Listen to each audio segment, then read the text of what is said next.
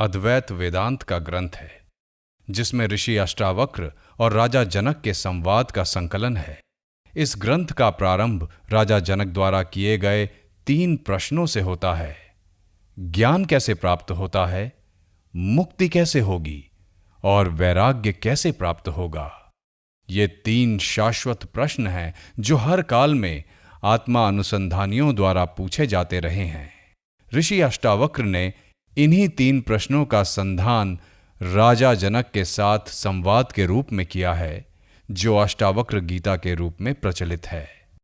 राजा जनक अष्टावक्र से पूछते हैं, हे प्रभु, ज्ञान की प्राप्ति कैसे होती है, मुक्ति कैसे प्राप्त होती है, वैराग्य कैसे प्राप्त किया जाता है, ये सब मुझे बताएं। श्री अष्टावक्र उत्तर देते हैं, यदि आप मुक्ति चाहते हैं तो अपने मन से विषयों यानी वस्तुओं के उपभोग की इच्छा को विष की तरह त्याग दीजिए। क्षमा, सरलता, दया, संतोष तथा सत्य का अमृत की तरह सेवन कीजिए। आप न पृथ्वी हैं, न जल, न अग्नि हैं, न वायु अथवा आकाश ही हैं। मुक्ति के लिए इन तत्वों के साक्षी चैतन्य रूप आत्मा को जानिए। यदि आप स्वयं को इस शरीर से अलग करके चेतना में विश्राम करें तो तत्काल ही सुख, शांति और बंधन मुक्त अवस्था को प्राप्त होंगे। आप ब्राह्मण आदि सभी जातियों अथवा ब्रह्मचर्य आदि सभी आश्रमों से परे हैं तथा आंखों से दिखाई न पड़ने वाले हैं। आप निर्लिप्त, निराकार और इस विश्व के साक्षी हैं, ऐसा जानकर सुखी हो जाएं। धर्म, अधर्म, सुख, दुख मस्तिष्क से जुड़े हैं, सर्वव्यापक आपसे नहीं। न आप करने वाले हैं और न भोगने वाले हैं। आप सदा मुक्त ही हैं। आप समस्त विश्व के एकमात्र दृष्टा हैं, सदा मुक्त ही हैं। आपका बंधन केवल इतना है कि आप दृष्टा किसी और को समझते हैं। अहंकार रूपी महासर्प के प्रभाववश आप मैं करता हूं ऐसा मान लेते हैं। मैं करता नहीं हूं, इस विश्वास रूपी अमृत को पीकर सुखी हो जाइए। मैं एक विशुद्ध ज्ञान हूं, इस निश्चय रूपी अग्नि से गहन अज्ञान वन को जला दें। इस प्रकार शोक रहित होकर सुखी हो जाएं। जहां ये विश्व रस्सी में सर्प की भांति अवास्तविक लगे, उस आनंद, परम आनंद की अनुभूति करके सुख से रहें। स्वयं को मुक्त मानने वाला मुक्त ही है और बद्ध मानने वाला बंधा हुआ ही है। यह कहावत सत्य ही है कि जैसी बुद्धि होती है वैसी ही गति होती है। आत्मा साक्षी, सर्वव्यापी, पूर्ण, एक, मुक्त, चेतन, अक्रिय, असंग, इच्छा रहित एवं शांत है। भ्रमवश ही यह सांसारिक प्रतीत होती है। अपरिवर्तनीय, चेतन व अद्वैत आत्मा का चिंतन करें और मैं के भ्रम रूपी आभास से मुक्त होकर बाह्य विश्व की अपने अंदर ही भावना करें। हे पुत्र, बहुत समय से आप मैं शरीर हूं इस भाव बंधन से बंधे हैं। स्वयं को अनुभव कर ज्ञान रूपी तलवार से इस बंधन को काटकर सुखी हो जाएं। आप असंग, अक्रिय, स्वयं प्रकाशवान तथा सर्वथा दोष मुक्त हैं। आपका ध्यान द्वारा मस्तिष्क को शांत रखने का प्रयत्न ही बंधन है। यह विश्व आपके द्वारा व्याप्त किया हुआ है, वास्तव में आपने इसे व्याप्त किया हुआ है। आप शुद्ध और ज्ञान स्वरूप हो, छोटेपन की भावना से ग्रस्त मत हो। आप इच्छा रहित, विकार रहित, घन यानी ठोस, शीतलता के धाम, अगाध बुद्धिमान हैं। शांत होकर केवल चैतन्य की इच्छा वाले हो जाइए। आकार को असत्य जानकर निराकार को ही चिरस्थायी मानिए। इस तत्व को समझ लेने के बाद पुनः जन्म लेना संभव नहीं है। जिस प्रकार दर्पण में प्रतिबिंबित रूप उसके अंदर भी है और बाहर भी, उसी प्रकार परमात्मा इस शरीर के भीतर भी निवास करता है और उसके बाहर भी।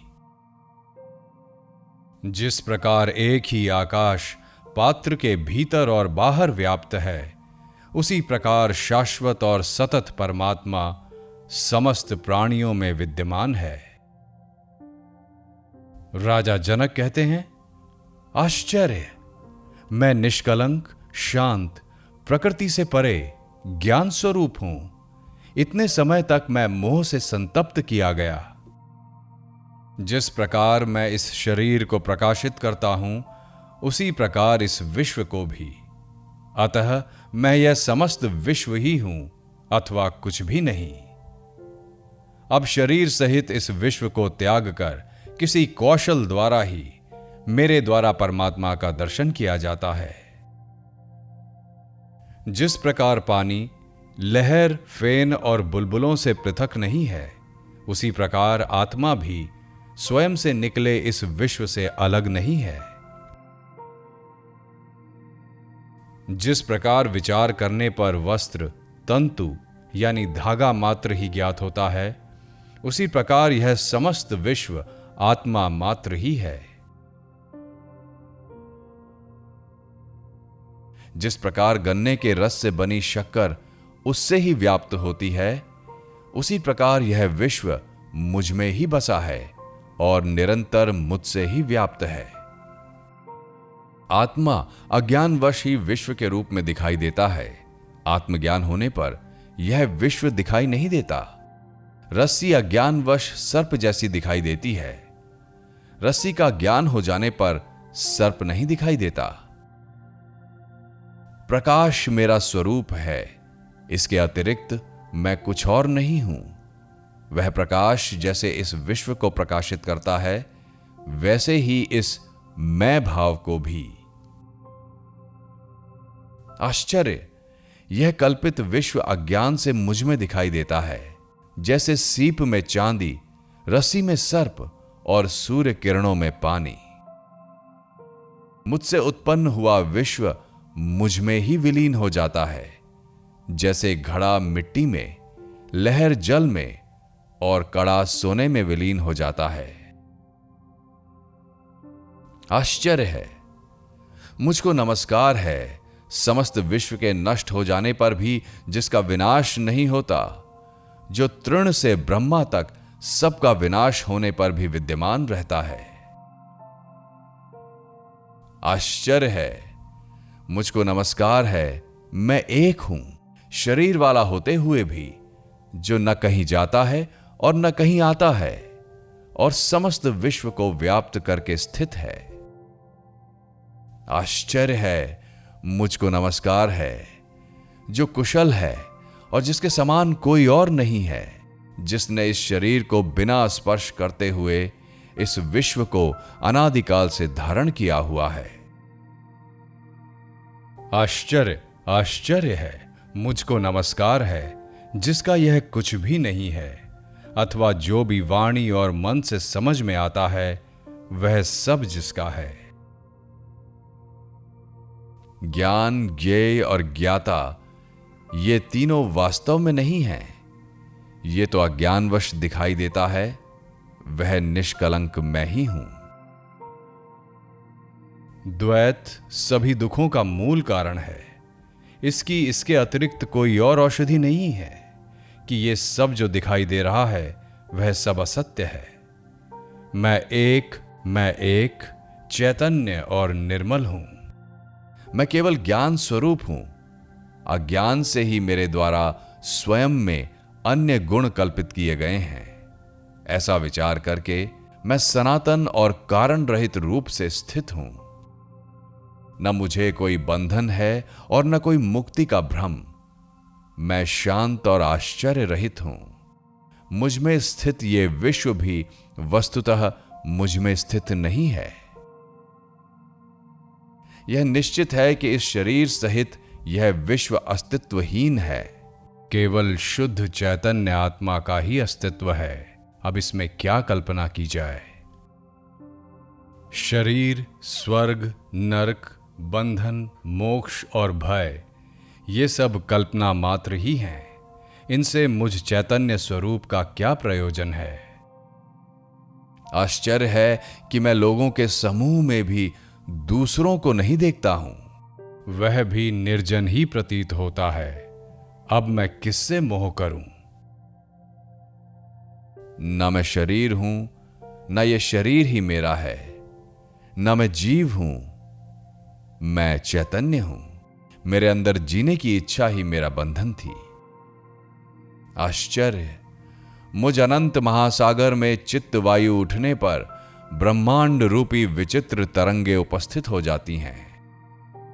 मुझ अनंत महासागर में चित्त वायु के शांत होने पर जीव रूपी वणिक का संसार रूपी जहाज जैसे दुर्भाग्य से नष्ट हो जाता है।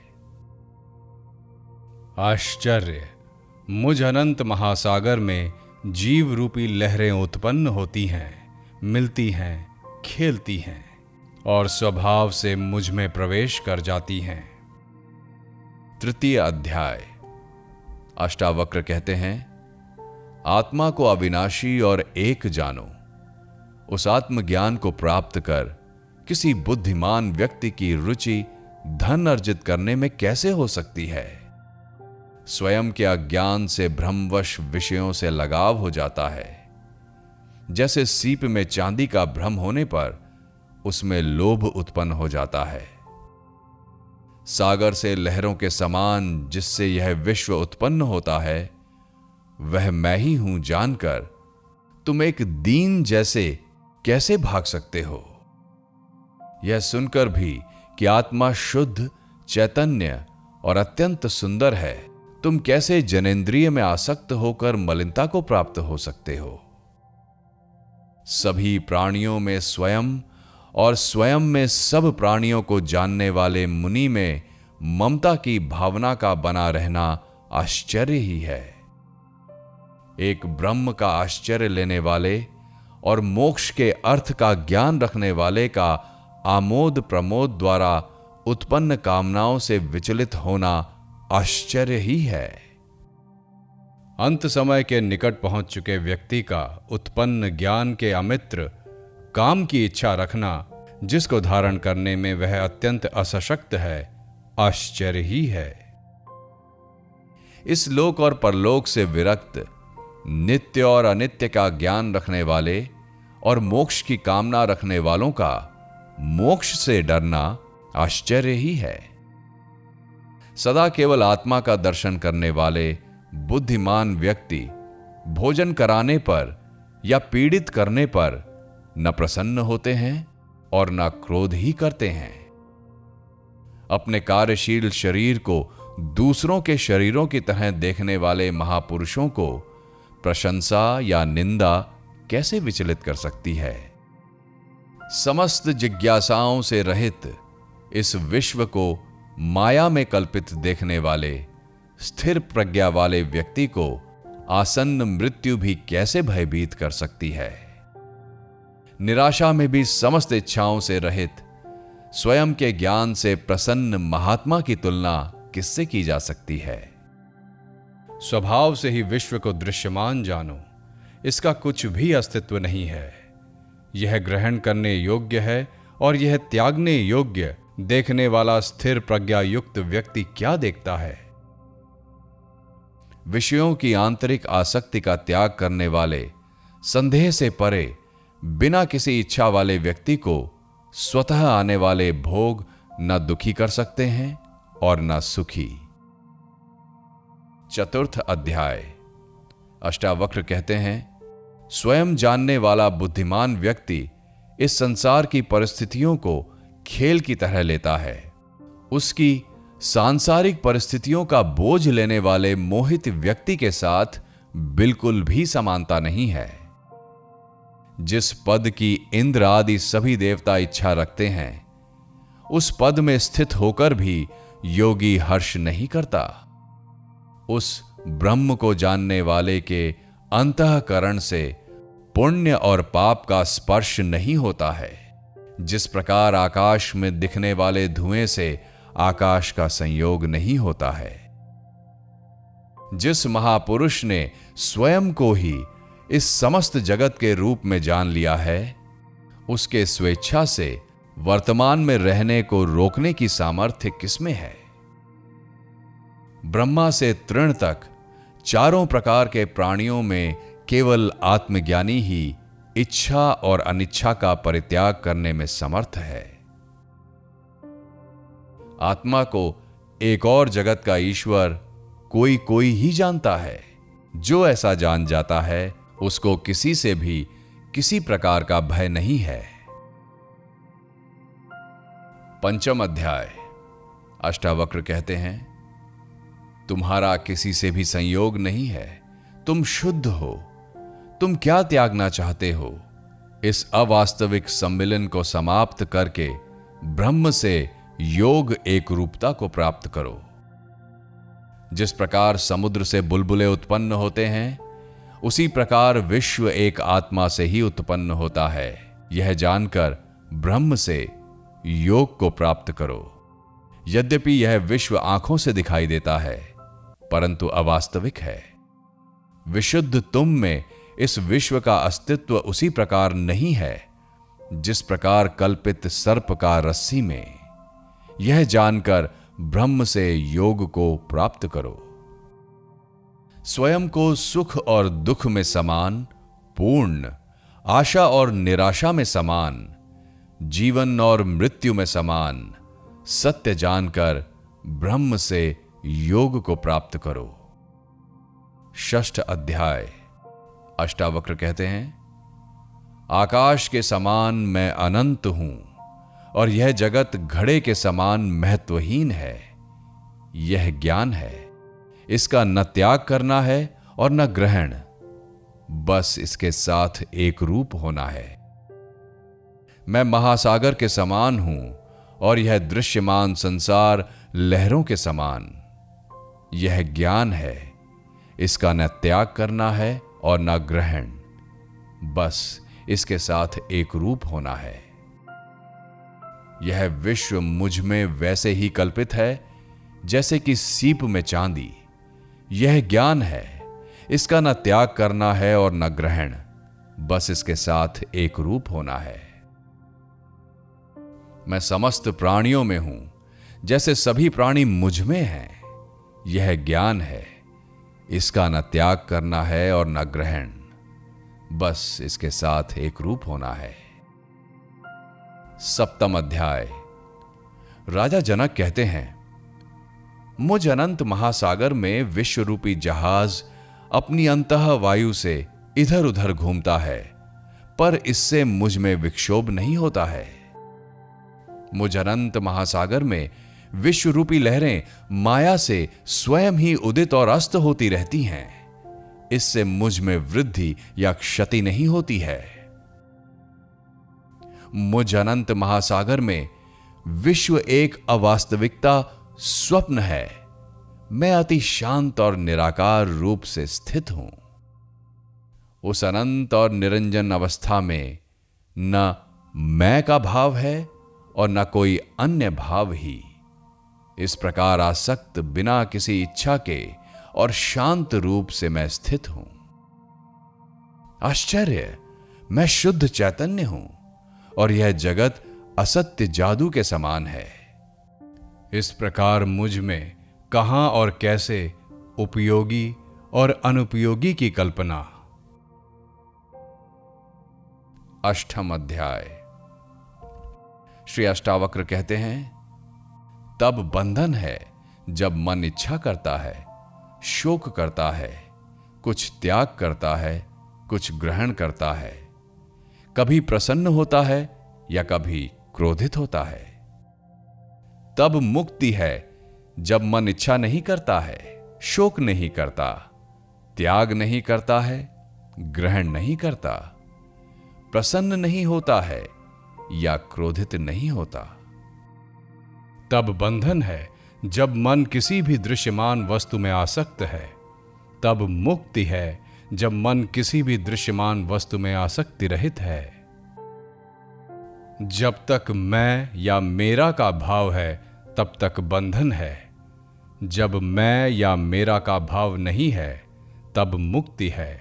यह जानकर न कुछ त्याग करो और न कुछ ग्रहण ही करो। 9वां अध्याय।